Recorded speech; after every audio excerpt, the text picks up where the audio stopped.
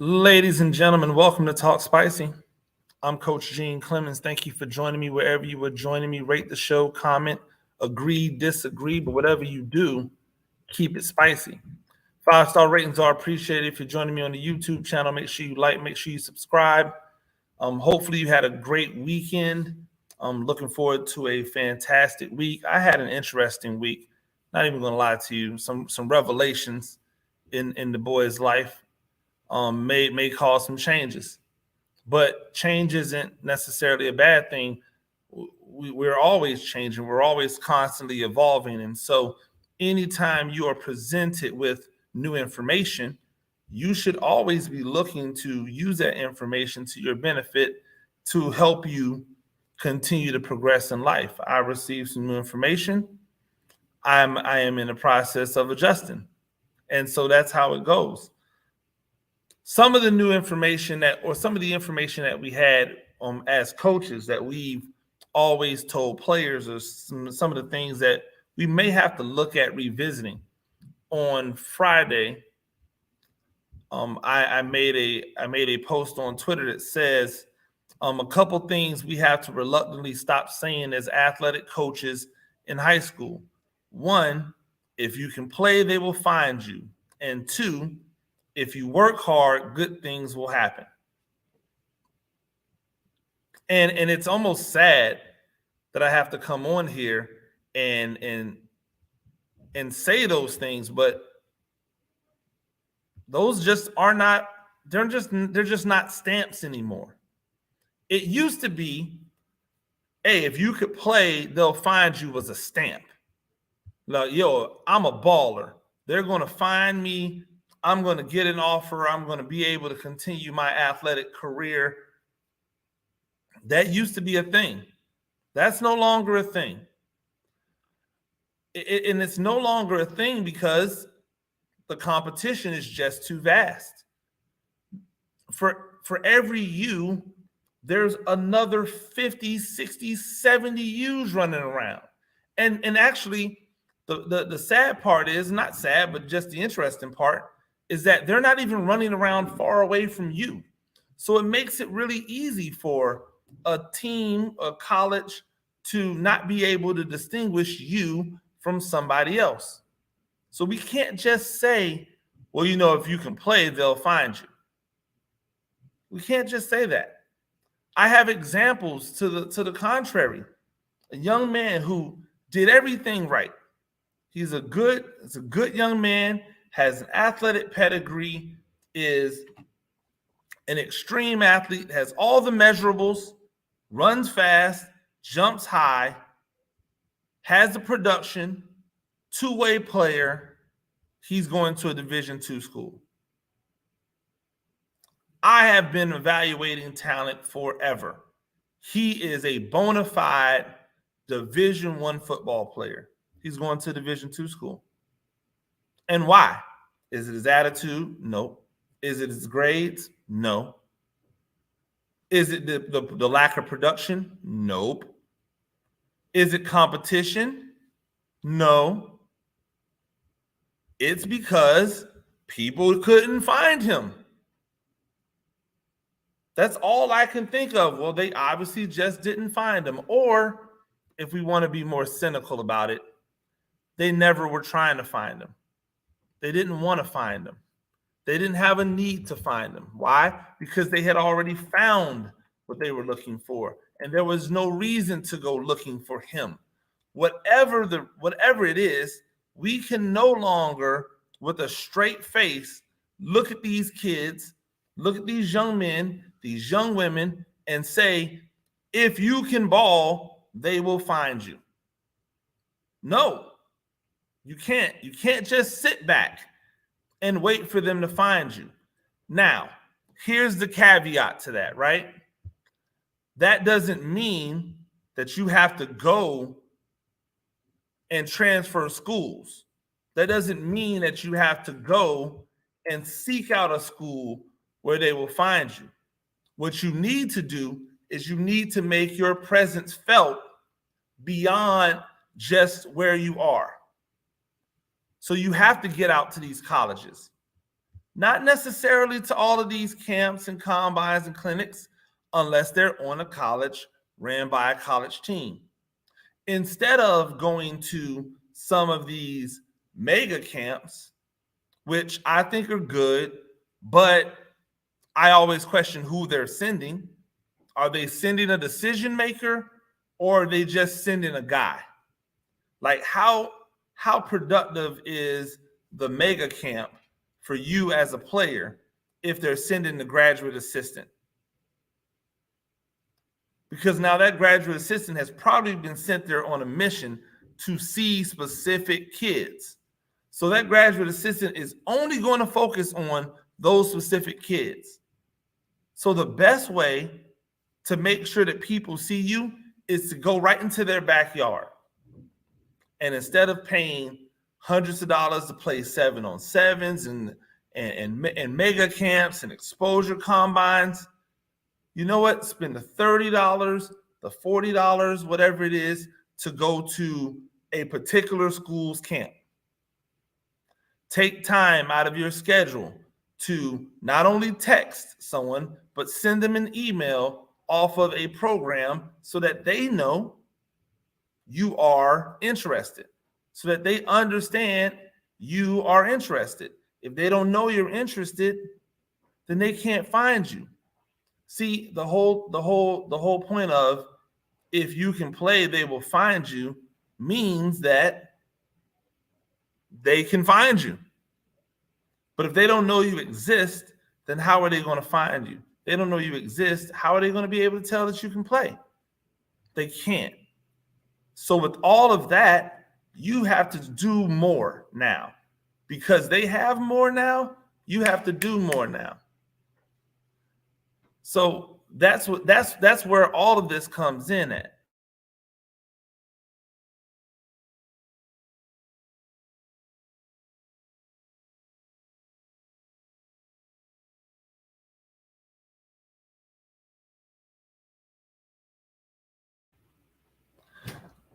My issue with a lot of what we've said as coaches, it was predicated off the truth. Hey, listen, they need talent. You're the talent. They're going to come searching for the talent. But now the talent is so abundant and they get it from so many different areas. And in many cases, they don't even have to leave their seat in order to see the talent. It's hard for me to tell a young man, hey, if you're good, they'll find you. Just doesn't seem right. One of the other things that we've told our young men and our young women, if you work hard, good things will happen. If you work hard, then good things will happen. Well, guess what, ladies and gentlemen? We see the way our world is out here. Sometimes working hard is just not enough. Sometimes working hard is just not enough. So there's a good chance that if you work hard, good things still may not happen. Now, is it more likely that good things will happen when you work hard? Yes. Is it a guarantee? No. Is there a large percentage that it will? Here's the truth around working hard. If you work hard and there's an avenue for success, then you'll be successful. But here's what it comes down to when it comes down for coaches, coaching athletes. If you don't have the measurables, if you don't have the 1% skill, if you don't have the 1% athleticism, if you don't have the 1% size, then it does not matter how hard you work. There's a better than likely chance that you're going to be passed over for someone that does. Look around the landscape. I've watched young men who have barely done anything at the varsity level get scholarship offers. Then I've watched people who bust their butt, who are dogs on the field, who don't have scholarship offers. What does that tell me? It's not about whether or not someone works hard or whether or not someone has produced product. It's about the measurables.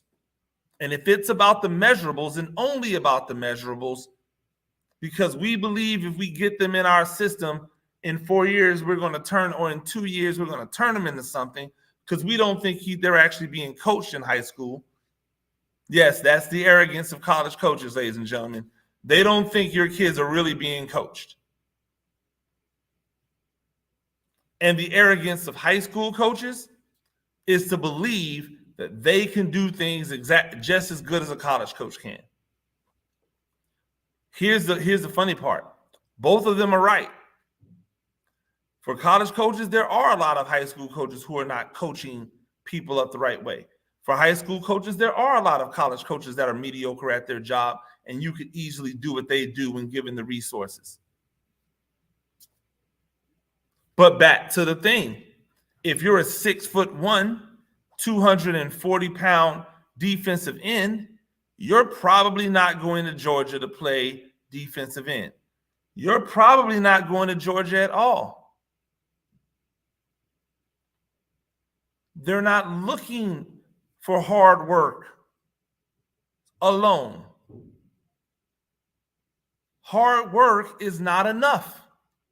Hard work with the avenue to take advantage of the opportunity.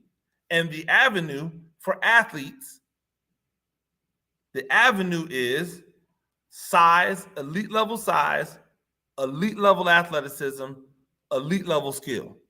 It's got to be one of the three, and in many cases, it has to be at least two of the three.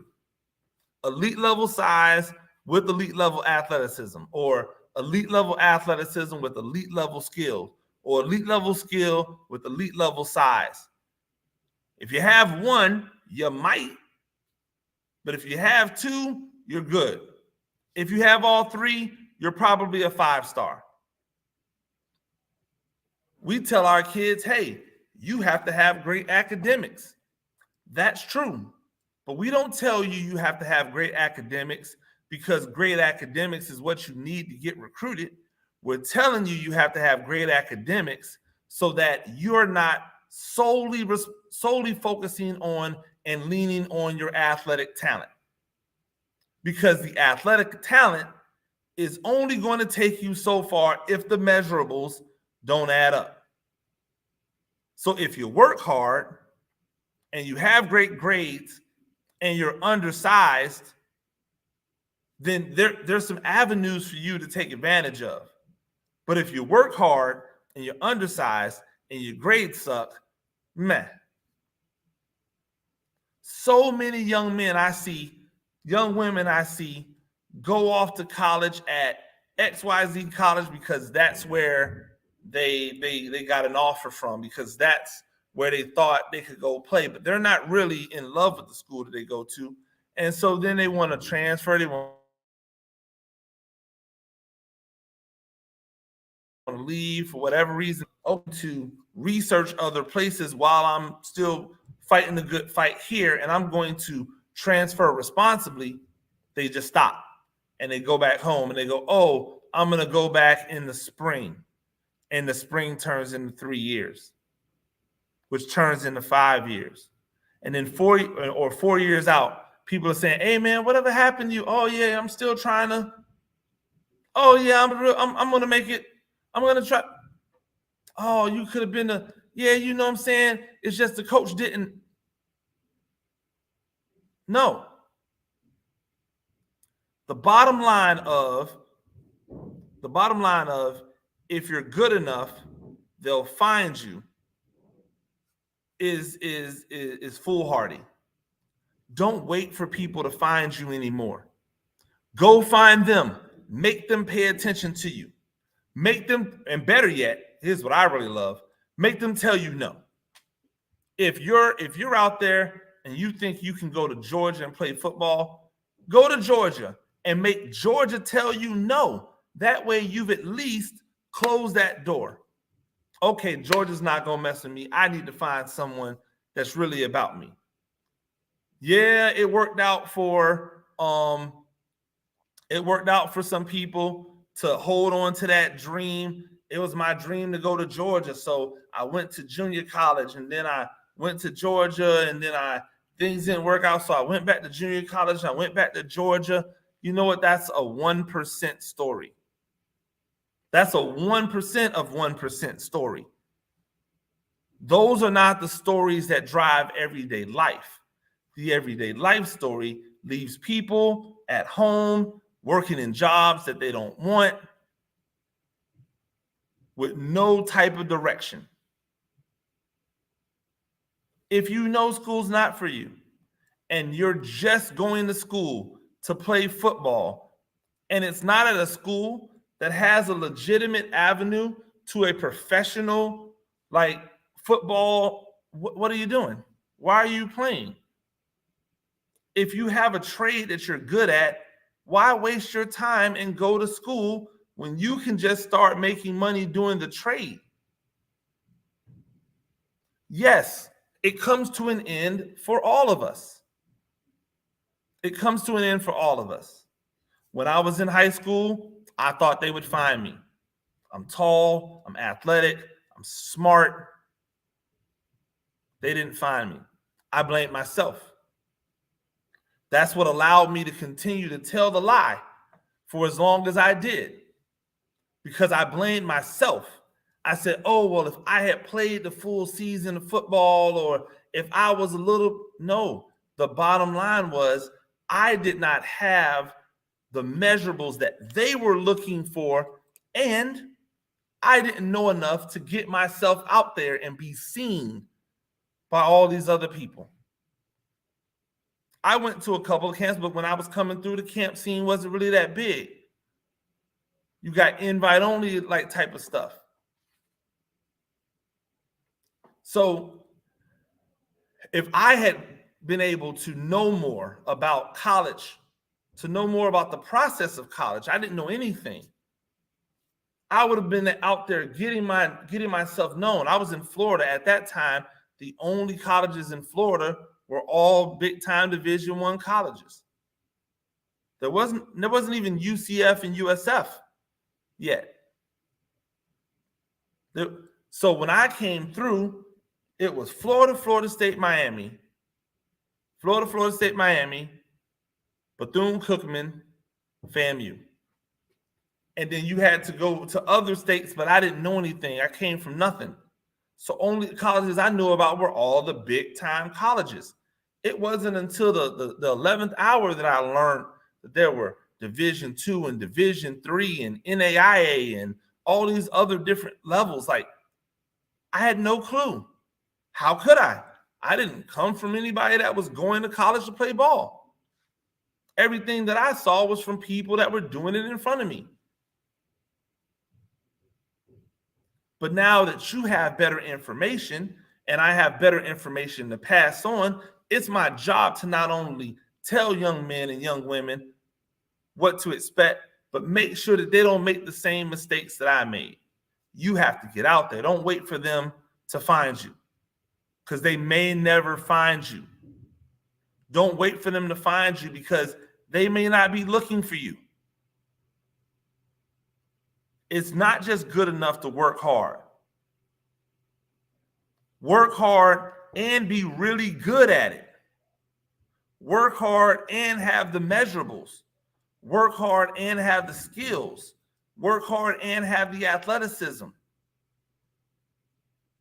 And even then, go out there and seek it. Don't sit back and wait for them to come to you. There's only the few that can sit back and wait. There's only a few. The rest of us, we got to go and get it. So you'll never hear me say again, hey man, if you're good enough, they'll find you. You'll never hear me say again, hey man, if you work hard, good things are going to happen. I won't say it. I won't categorize it like that. I'm going to say, hey man, if you're good enough, make them find you. If you're good enough, make them come get you. If you work hard, then you've opened up some doors that people that don't work hard have not. If you work hard, then you've opened up doors that people who don't work hard have not. That's the only guarantee I can give you. Now, here's the one thing I will guarantee you. One thing I will continue to say as an athletic coach. If you work hard and you're accountable, you're going to play for me. If you work hard and you're accountable, you're going to play for me. I can't predict anything else beyond me. But if you work hard and you can play and you're accountable, then you're going to play for me. And I'm going to do everything in my power to give you the tools to be seen. I'm not going to just be your bill-a-phone. I'm going to give you the tools to be your own bill-a-phone. Teach a man to fish, right? That's how it goes. If I am the one that's doing all the promotion for you, then if I stop doing the promotion, you cease to get anything. But if I teach you how to promote for yourself, then you don't need me to promote. You can promote on your own. There have been young men that I've seen do it, and they've had success. And it's not because of me. It's because I gave them a tool. They took the tool and they used it.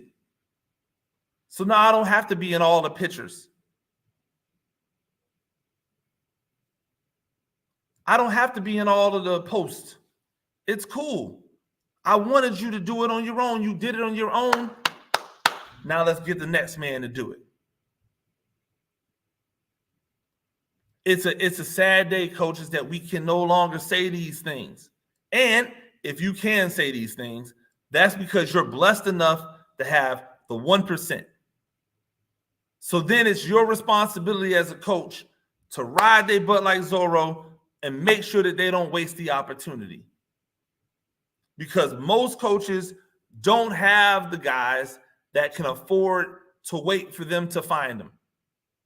Most coaches don't have the guys that can just sit back and work hard. It's a sad day, but it's an adjustment. And life is all about adjustments. Ladies and gentlemen, thank you for joining me on Talk Spicy. I'm Coach Gene Clemens. I do this thing a few times a week. Rate the show, comment, agree, disagree, but whatever you do, keep it spicy. 5-star ratings are appreciated. If you're joining me on the YouTube channel, make sure you like, make sure you subscribe. Oh, make sure y'all check it out. If you're a Giants fan, tonight, 6 o'clock, you know what it is, a Giant issue. I am joined by my main man, Emory Hunt, who is going to be talking about Giants rookie minicamp.